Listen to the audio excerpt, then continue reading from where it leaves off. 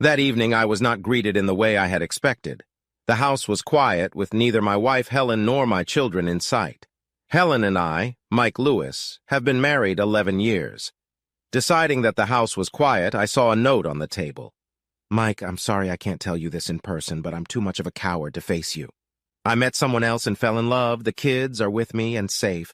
The divorce papers are in the envelope under this note. As you can see, I'm not asking for anything." Helen, needless to say, my day and my life went down the drain in a matter of minutes. I was thrashing around the kitchen, cursing, going through the divorce papers, and finally collapsing into a chair. Helen was leaving me the house and all our money, taking only clothes for herself and the kids, plus their toys. The item that really pissed me off was the last one. Helen wanted me to sign the papers for my kids so they could be adopted by her new man. It was like it was going to happen. At least it let me know who Helen had left me for. Henry Carslake. I called my soon-to-be ex-wife. "Hey, Mike." Hi, Mike. "What the hell is going on, Helen?" "Like I said in my note, I met someone else and fell in love with him." "Yeah, of course you did. No one just leaves a marriage and sleeps with a guy. At least it lets me know you two slept together. I just hope it wasn't in our bed."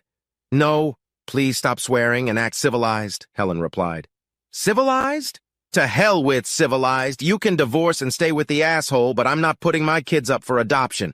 Tell Mr. Big Shit he can go to hell." I hung up the phone. After showering and changing, I went out to eat, as cooking in my mood was undesirable. The food was okay, after which I decided to hit the bar and have a couple drinks. Considering today had gone to shit, I figured I was due that much. The man my wife left me for was the owner of Carslake Construction Company. I'd done some work for his company in the past, but that was about to change. My friend Paul spotted me at the bar. "I don't see you around here very often, Mike. Did you manage to get away from your family for the evening?" "Something like that, Paul. I came back to an empty house with a packet of divorce papers." "Helen's divorcing you? Shit, I didn't see that coming." "Me neither, Paul. Me neither. She's moved in with Henry Carslake." "What? You mean Henry Carslake of Carslake Construction?" "Yes, that's the one. I think she's in love with him." "What are you gonna do, Mike?" "I'm gonna give her a divorce. She doesn't want anything from me, so I'll sign the papers and get rid of her. There was another form she wants me to sign, but I already threw it in the trash." "What was the form?" Paul asked. "She wants me to give the kids to him for adoption. That's not going to happen in this life." Paul shook his head in disgust. "One thing's for sure, Carslake can kiss my ass. I was supposed to start working for him on Monday. Fuck him, I'll find another job." I signed the divorce papers. The application form for my kids to be adopted by an asshole ended up in the trash. Helen tried to beg me, but I wouldn't give in. Eventually, she gave in. At the time of the divorce, Chloe was 10 and Lee was 8. I wanted revenge on Carslake, but I didn't want to go to jail for it. I never showed up for work on Monday. Strangely, no one was hounding me to fulfill it. Part of my revenge on Carslake happened without my involvement. It came about as a result of my conversation with Paul. When word got out, most of the local contractors refused to work with Carslake Construction. They realized that he had screwed me over, and as payback, they refused his work. Sure, old Henry found other contractors, but those were cowboys, and the work suffered. Several times I was asked for a quote for the work, but when I found out it was for Carslake, I didn't even bother to send a quote. After 6 months, my divorce became final. 3 months after that, Helen and Govnyuk got married. I took the kids for a week while they went on their honeymoon. I didn't take the kids to help them. I just figured a week was better than the weekends I was getting now. What pissed me off was my daughter Chloe's question. "Daddy, why did you send us to live with Mom and Henry?" "What? I didn't send you. Your mother took you because she doesn't love me anymore. If it was up to me, you could have stayed here," I answered, assuring Chloe that it wasn't my decision. That was something I was going to talk to Helen about. When Helen rang the doorbell to pick up the kids, she walked in all tanned and smiling. "Stop lying, Helen. From now on, you tell the kids the truth, and if you don't, I will. They know now that I didn't ask you to take them in. If I could, I'd fight you for custody tomorrow." Helen walked away in anger.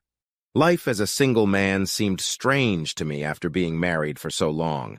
Some of my friends tried to set me up on dates, but honestly, I wasn't in the mood to date anyone. I wanted love, but had no desire to date. And I didn't know that my life was about to change again. My neighbors were Gary and Emily. They had moved in just after Helen left me. Their house was a bargain for them, as it needed a lot of work. Emily worked as a secretary. Gary had recently retired from the army.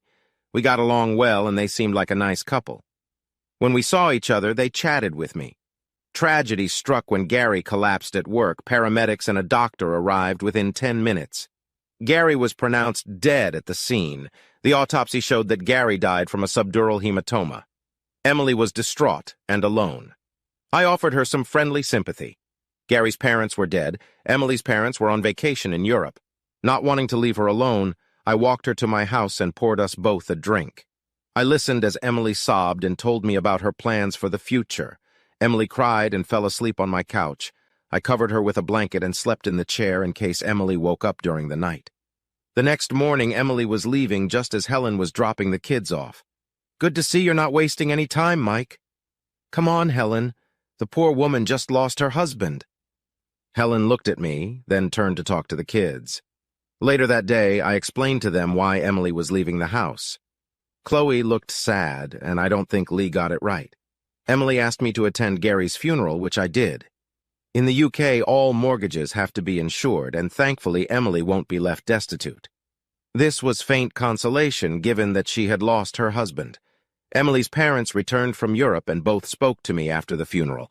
I assured them that I would look after Emily, for apart from my work colleagues, I was her only friend. I offered to help Emily as much as possible with any small jobs that needed doing, nothing serious, just things that kept the house in a livable condition. The next time Helen dropped the kids off, she stayed in the car, which was fine with me since I didn't have to talk to her. Emily and I spent a fair amount of time together, not as a couple, more like friends, supporting each other. Almost a year later, Lee was playing in the garden while I was tidying up my work van. I heard voices and turned around to see him chatting with Emily. I called out to him and asked him not to be a bore, but I heard Emily say it was fine. She was hanging the laundry to dry on the clothesline. "Emily, would you like to have dinner with us tonight?" "Lee, you can't just invite people over for dinner." "It's not people, it's Emily." We both stood there laughing. I asked Emily if she wanted to join us. "Yeah, I'd like that. That would be great. Thank you." Lee ran off to tell Chloe we had a guest for dinner. I apologized for him being so cavalier. Emily helped me make dinner, and it was obvious that she was pretty skilled in the kitchen. Emily helped me clean up after dinner and sat with us for a while before heading home. "Thanks for dinner, Mike. I really enjoyed it. Thanks for accepting the invitation." I hugged Emily goodbye and watched her walk towards her house. When I heard the locking of her door, I walked back into the house. "She's really cute, Dad. Emily is your girlfriend?" Chloe asked me with a smile. "No, Emily is just a friend and neighbor," I answered. "But I thought it would be nice if she was my girlfriend. I just kept the thought from the kids." Sunday afternoon, Helen picked up the kids. I knew they would tell her about Emily joining us for dinner, and I wasn't wrong. The next time Helen picked up the kids, she paid special attention by asking about Emily. "Not that it's any of your business, but Emily is just a friend. Besides, you left me for an asshole, so why are you worried about me?" "I'm not worried, Mike. Just asking, that's all." "Yeah, well, you got what you wanted. What I do is none of your business." "I didn't get everything I wanted." "No, you didn't. If you mean I'm going to let a jerk adopt kids, forget it. It's not going to happen, so you might as well get used to it." "I was just thinking." "No, Helen, you weren't thinking. You left me for a life of luxury with him. If he wants kids, let him have his own. That man took my wife and ruined my marriage. There's no way he can adopt those children, never." Helen pouted and walked home. I smiled, knowing I had pissed her off. A year later, I hadn't seen Emily for a few weeks, partly because I was very busy. My friend Paul was rewiring a house for a young couple and asked me to make an offer on a complete plumbing rewire. My offer was accepted, and I had a busy few weeks getting everything finished. While working on the house with Paul, he kept me up to date with news. Carslake still had to use a lot of non-local professionals. Most of the local guys still avoided working for him. With the work on the house completed, I finally had some time to relax. I decided to take Emily out to dinner. She agreed, and we agreed on a time for Saturday night. When I walked in behind Emily, it took my breath away. She was a petite woman. She had a haircut that I called pixie cut. The dress she wore showed off her slender figure, and for the first time I began to take an interest in her sexually. Dinner went great, and we spent a lot of time talking about our lives in general. Later that evening, I walked Emily to her door. "Thank you for a wonderful evening, Mike." I smiled, and before I could say a word, Emily stood on her tiptoes and kissed me. Not a polite peck, but a full, open-mouth, tongue-in-cheek kiss. "Wow, I didn't expect that." I struggled to catch my breath. "Take me with you again and see where it takes you." Emily smiled and said goodnight before kissing me politely on the cheek. I asked Emily out again, and this time we ended up in my bed. She may have had a small build, but my God, she was a sexy dynamo. I don't think I'd ever had such satisfying sex. Emily and I spent more and more time together, and eventually she sold her house and moved in with me. The kids thought it was great that I was dating, and I knew they would tell Helen everything. From what Chloe said, her mother wasn't impressed. Heck, she didn't want me, but Emily did. A year after the first time we slept together, Emily and I got married. When the kids told Helen, she just snorted and turned away. Emily and I had 2 children. We named the boy Gary and his younger brother Robert.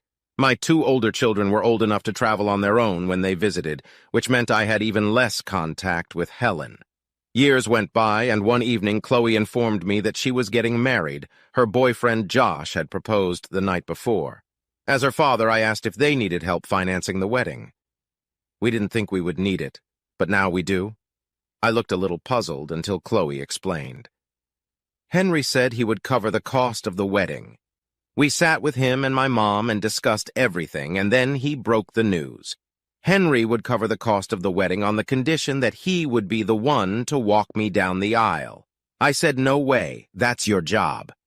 And Henry said he wasn't going to contribute to the cost. Chloe was clearly upset. I was angry at Carslake for pulling a stunt like that. Emily asked if she could talk to me alone, and we went out into the garden. "Mike, we have what's left of the money from the sale of my house in the bank. Please use it to cover your expenses. Chloe deserves it." "I know, Emily, but it's your money. I can't ask you to spend it on Chloe." "Yes, you can. Now go tell that poor girl that we'll cover it." Chloe jumped for joy when I told her the news. We agreed on a budget, and everything they wanted came in under budget. The next day, Chloe phoned me to let me know that Henry was furious, and obviously Helen wasn't happy either. One afternoon, we were sitting in the garden when Lee turned up unannounced. He said he needed to leave because he was tired of listening to his mother and Henry arguing. "Are they still arguing about the wedding?" Emily asked. "No, it's something else. As far as I can tell, Henry isn't doing his bedroom duties." I burst out laughing. I was pleased that Helen had dumped me for someone who can't fulfill his duties when it matters. "The walls in the house are as thin as paper, Dad. I can hear them at night. I think Mom is tired of Henry not doing well in bed." We laughed about the situation while drinking beer. Lee stayed the night at our house to avoid a fight at home. On Chloe and Josh's wedding day, Helen wasn't happy. Chloe told her that she and Henry would sit behind Emily and me. The church service went off without a problem. I agreed to have Helen sit at the top table at the reception. Henry, on the other hand, sat with Emily, Robert, Gary, and Lee. When all the speeches had been made, the caterers removed several tables to make room for dancing. The first dance was started by Josh and Chloe. They were joined by Emily and I, as well as Helen and Henry. Later in the evening, we were standing at the bar, Gary and Robert sitting with one of Chloe's bridesmaids and her children. Lee asked Emily if she wanted to dance. I smiled and said go for it. Helen took the moment to walk over to me. It was obvious that Helen had been drinking, and I realized this was not going to end well. "Look at them together. She looks young enough to be Lee's girlfriend." Despite being the mother of 2 boys, Emily still looked the same as the first day we met. Helen, on the other hand, had not aged well and had gained weight. Her dress was low-cut in the back and showed off several rolls of fat. Henry was obese and losing his hair. They were a perfect match. "Don't get me started, Helen. Jealousy doesn't suit you. Besides, we're divorced, so you're no longer authorized to comment on my life." "Jealous? Jealous of her? God, she looks like she still has school to go to. I think she'll be fine when she's fat and has a bust worth talking about."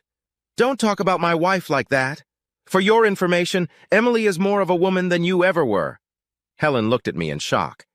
"Ask yourself, Helen, when was the last time you had good sex?" I paused for a moment. I had great sex last night, and you know what? I might have more tonight. Helen stood stunned as Henry joined us. You see, Helen, when you left me, you thought you were trading me for something more valuable. Maybe I was, maybe I wasn't. As for me, I just moved on. I have my own life now, a wife who loves me for who I am, 2 wonderful children on top of the 2 I already had. Life is as good as it can be for me right now. Can you say the same? I walked away, leaving the 2 of them to play goldfish. Emily and I danced to slow music. Lee was pulled onto the dance floor by one of the bridesmaids. What was that at the bar? Emily whispered as we danced. Kiss me, I'll tell you later. We kissed, and I knew Helen was watching us. When we broke the kiss, I smiled at Helen. She turned away and ordered another drink. Oh yes, I had definitely moved on. Looking at what I had and what I have now, I think I've traded for more value too.